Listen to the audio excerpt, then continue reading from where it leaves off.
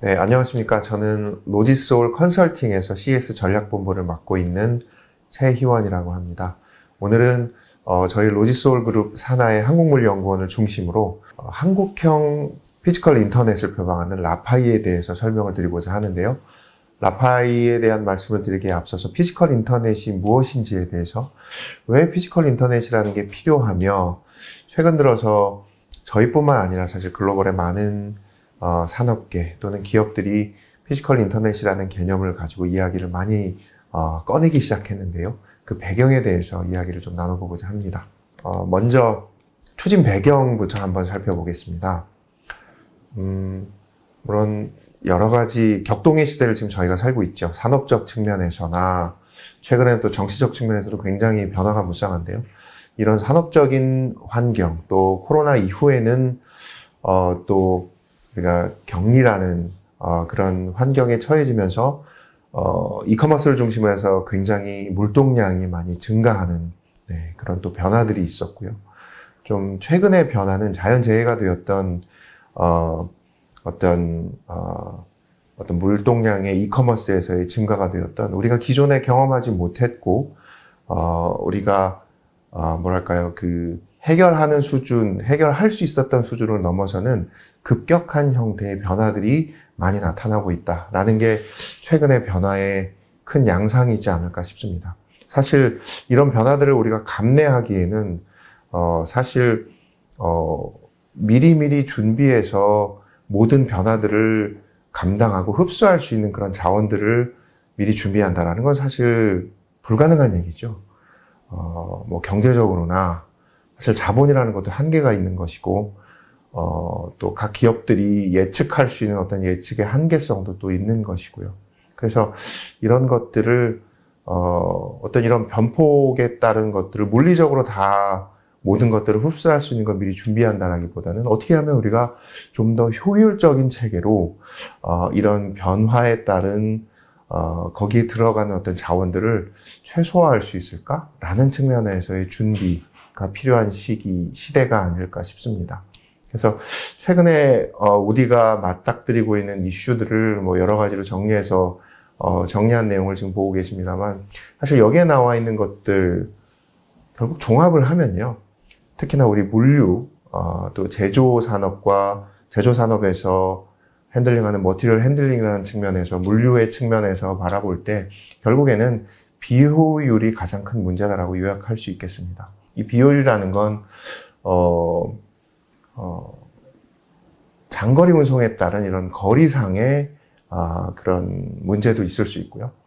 그 장거리를 이동하고 물건을 이동시켜야 되는 물류의 어떤 그런 숙명, 물류의 어떤 기본적인 본질적인 기능 측면에서 볼 때도 이 장거리라는 자체도 굉장히 비효율적일 수 있고, 이 장거리를 오고 가는 차량들, 그리고 장거리를 오고 가는 동안에 거쳐야 되는 그런 물류 거점, 우리가 물류 센터라고 얘기하는 물리적인 공간들도 상당히 비효율적으로 운영되고 있다라는 게 가장 큰 문제가 아닐까 싶습니다. 이 비효율이라는 거는 다 아시다시피 공실이라는 말 한마디로 사실 요약이 될 수 있겠는데요. 오고 가는 차량들 비어있는 상태, 물론 아주 텅텅 비어있는 상태로 차량이 가고 있지는 않겠습니다만,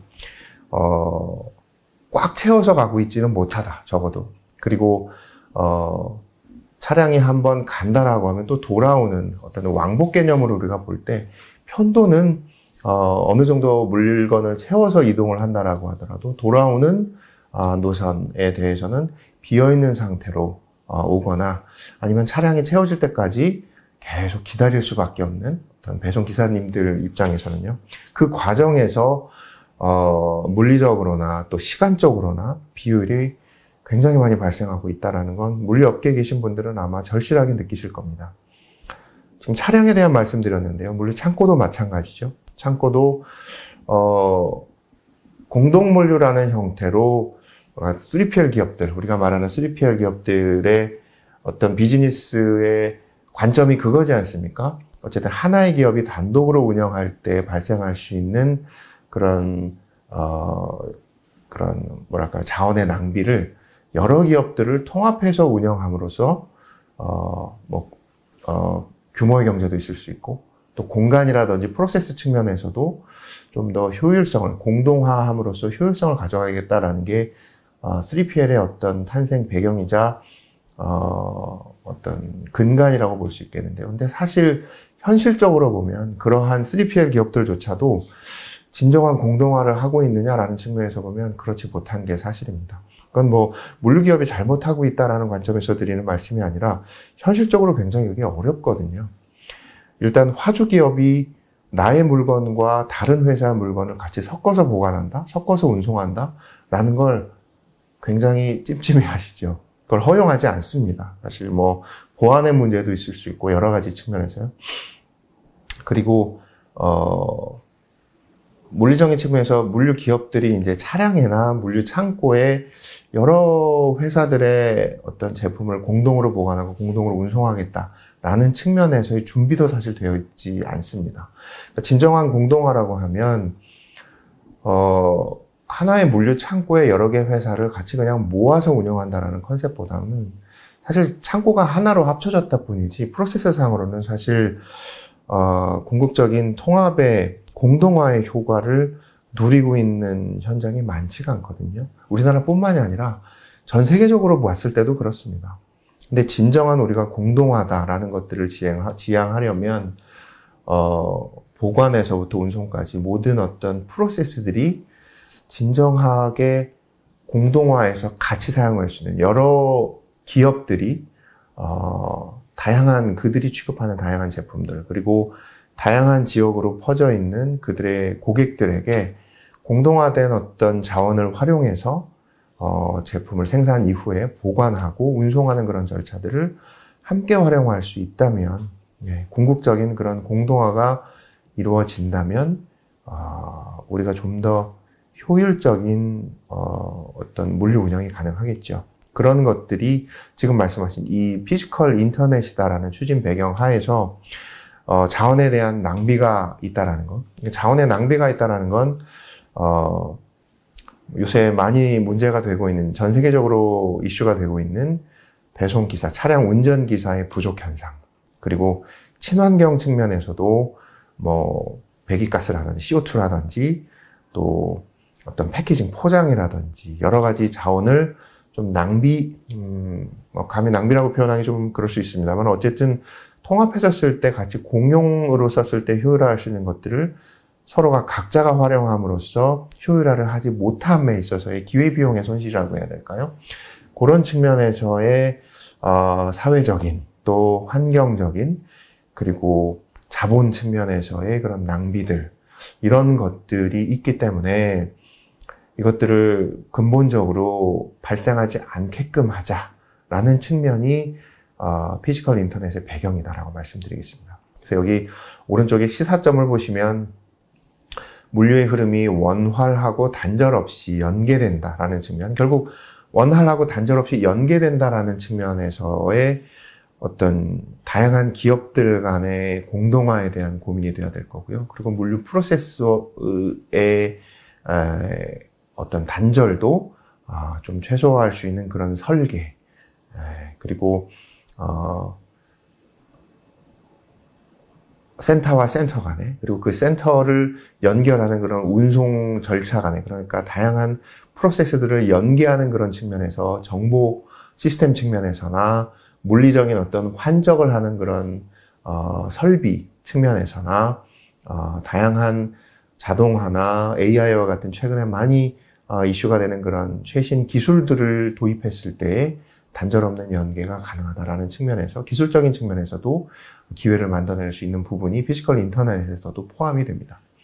두 번째, 스마트 기술 기반의 시간 단축과 작업 효율 향상이 조금 전에 말씀드린 부분을 제가 한꺼번에 말씀드렸는데요. 그래서 이런 기술이 적용되었을 때의 시간적인 측면에서나 비용적인 측면에서 그리고 프로세스적인 측면에서도 효율을 우리가 기대할 수 있다라는 점, 그리고 물류센터뿐만 아니라 운송 과정에서 수송 시스템의 상에서도 공시를 줄일 수 있다라든지 좀 더 투명하게 관제하고 그러니까 라우트라고 표현하는 그런 네트워크의 경로들을 최적화할 수 있는 것들을 데이터를 계속 축적하고 그 데이터를 기반으로 해서 최적화를 하는 그런 시도들이 공동화를 했을 때 좀 더 많은 기회가 있을 것이다 라는 측면으로 볼 수 있고요. 신규 물류 서비스 창출을 가정했을 때 지속 가능한 산업 환경 조성이 가능하다. 결국 여기서의 지속 가능성은 물류라는 어떤 비즈니스 측면에서도 지속 가능한, 그러니까 효율을 내었을 때 물류 기업도 이제 계속 유지하고 고객들에게 서비스를 제공할 수 있는 어느 정도의 수익을 창출할 수 있는 기반이 되어야 되겠죠. 그런 효율 기반의 수익성을 감안하는 것뿐만이 아니라 여기서의 지속 가능성은 환경 측면에서의 지속 가능성, 또 우리 CO2 배출이라든지 아까 말씀드린 패키징이라든지 여러 가지 측면에서의 지속 가능성을 담보할 수 있는 산업 환경을 만들어간다라는 측면으로 이해하시면 좋을 것 같습니다. 조금 전에 데이터 통합을 위해서는 데이터 측면에서의 서로의 교류, 연계도 중요하다는 말씀을 잠깐 드렸었는데요. 3번 수송 시스템 말씀드렸을 때 빅데이터 기반의 물류 서비스 생산성과 효율을 향상한다는 측면이 바로 연계되는 그 부분이라고 말씀드리겠습니다. 그리고 물류의 신뢰성과 안전성 확보를 위한 기반을 마련한다. 어떻게 보면 지금까지 말씀드린 내용의 종합적인 그런 부분이라고 볼 수 있겠는데요. 결국엔 지금처럼 각자 기업들이 개별적인 물류, 개별적인 프로세스를 고집할 수밖에 없는 것들은 상호 간의 신뢰성이라든지 뭔가 정보에 대한 안정성이나 자세의 어떤 경쟁력에 대한 어떤 위협, 이런 것들을 느끼기 때문일 거예요. 그래서 상호 간에 서로 신뢰할 수 있는 표준 체계나 보안에 대한, 시큐리티에 대한 그런 측면, 그리고 안정성이라든지 이런 것들도 피지컬 인터넷은 그 개념을 포괄하고 있고요. 그래서 자사의 어떤 노하우라든지 그런 정보에 대한 어떤 리스크를 최소화하는, 제거하는 그런 측면의 어떤 기술적인 또 보안적인 측면에서의 장치들도 피지컬 인터넷에 포함돼서 그래야 이제 공동화가 가능할 거니까요. 그래서 그런 부분도 같이 포함되어 있다라는 측면에서 배경을 말씀드리면서 같이 정리를 해서 말씀드려봤습니다. 그래서 이러한 배경 하에서 전 세계적으로 피지컬 인터넷에 대한 관심들을 많이 갖고 계시고요. 일본과 유럽, 미국과 중국에 대한 사례를 간단하게 정리를 했는데요. 사실 피지컬 인터넷의 시작은 당시 캐나다에서 교편을 잡고 계셨지만 지금은 미국의 조지아텍에서 교편을 잡고 계신 브누아 몽트류라는 교수님이 2010년대 초중반에 제안을 하셨었고 피지컬 인터넷이라는 체계 하에서 좀 더 표준화된 그런 패키징에서부터 여러 가지 좀 전에 말씀드린 어떤 정보 시스템 간의 어떤 프로토콜이라든지 이런 체계를 만들어서 상호 간에 공동화해서 운영할 수 있는 체계를 갔을 때 자원에 대한 어떤 효율화, 최적화가 가능하다라는 측면에서 시작했다라는 측면으로 북미에서부터 시작됐다라는 말씀드릴 수 있겠고요. 지금도 조지아텍의 피지컬 인터넷 센터를 중심으로 해서 IPIC라는 전 세계적인 피지컬 인터넷에 대한 교류의 어떤 그런 장을 매년 진행을 하고 있습니다. 저희가 사실 좀 더 주목해야 될 것은 일본의 정책적인 변화인데요. 사실 일본 같은 경우 우리보다 국토가 좀 많이 넓죠. 그리고 길쭉하고 또 여러 개의 섬으로 나눠져 있다 보니까 물리적인 측면에서 우리나라보다 좀 더 많은 고민, 그러니까 비효율에 대한 고민, 또 운송에 대한 어떤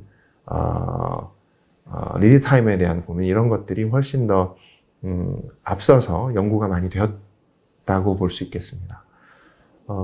사실 모덜 시프트라는 이름으로 해서 차량뿐만이 아니라 연안 운송이라든지 기차라든지 이런 것들을 많이 활용하는 게 일본의 물류 환경의 특징이라고 볼 수 있겠는데요. 최근에는 전 세계적으로 마찬가지입니다만 일본 같은 경우에 트럭 운송기사들의 부족 현상이 너무나 극심해서 이를 해소하기 위한 측면에서도 좀 더 모달 시프트에 대한 활용이 굉장히 필요하다라는 측면, 그리고 단순하게 트럭 운송을 줄여서 여러 그 운송 수단을 활용해서 배나 열차를 활용하는 것뿐만이 아니라 좀 더 각 기업들이 공동화된 형태로의 협업 체계를 가져감으로 해서 운송 자체의 어떤 차량을 활용하는 빈도 자체를 지금보다는 훨씬 더 줄일 수 있어야 한다라는 측면에서의 포커싱이 많이 되어 있습니다. 그래서 그런 측면에서 일본을 좀 더 주목해야 된다라는 말씀을 드렸던 건 2020년대 들어서 피지컬 인터넷에 대한 관심을 정부 주도로 지금 진행을 하고 있고요. 경산성이죠. 경제산업성 중심으로 해서 우리나라로 치면 산자부가 될 텐데요. 그래서 작년에는 2024년에 피지컬 인터넷에 대한 국가 차원의 로드맵을 좀 업그레이드해서 발표를 하면서 CLO라는 각 기업 단위의 물류를 총괄하는 총책임자를 선정해라 라는 걸 의무화했습니다. 그래서 2년 정도의 좀 계도 기간을 두고 있는데요. 그러니까 2026년 5월부터는 의무적으로 일본 기업들은 물론 일단은 한 3,500개 기업을 대상으로 선정을 했습니다만 의무적으로 CLO라는 물류를 총괄하는 임원이죠. 그 책임자를 두어야 하고 이들이 모두 모여서 함께 각 인더스트리별로 좀 물류를 같이 공동화해서 운영할 수 있는 그런 CLO 협의회라는 형태의 모임을 불과 지난주에도 있었거든요. 일본 경산성 주도로 한 세미나가 있었었는데 주기적으로 그 세미나에서 발표회도 하고 뭐 단순하게 모여서 발표회만 하고 끝나는 것이 아니라 다양한 사례들을 공유하고 그러면 또 정부 차원에서 지원 제도를 통해서 어떻게 하면 이 좋은 레퍼런스들, 이 성공 사례들을 확산할 수 있을까에 대한 공론화된 그런 자리를 열어둔다라는 측면에서 정부 주도로 움직이고 있다라는 측면에서 일본을 많이 주목해야 될 것 같습니다.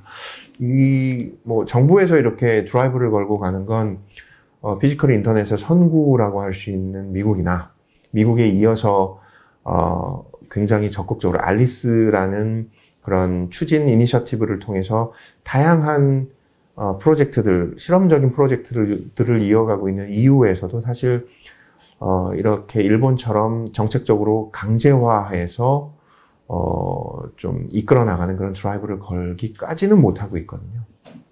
근데 일본은 아무래도 드라이버 부족 현상이라고 아까 말씀드렸던 그런 자원적인 측면에서의 비효율성이 굉장히 심각하다. 그리고 전 국가적인 측면에서 사실 일본의 성장 동력이 요새 많이 떨어져 있는 상태인데요. 그거를 물리적인 측면에서는 피지컬 인터넷으로 타개하겠다라는 측면으로 강력하게 지금 드라이브를 걸고 있다는 점은 우리로서도 좀 시사점이 있다라고 할 수 있겠습니다.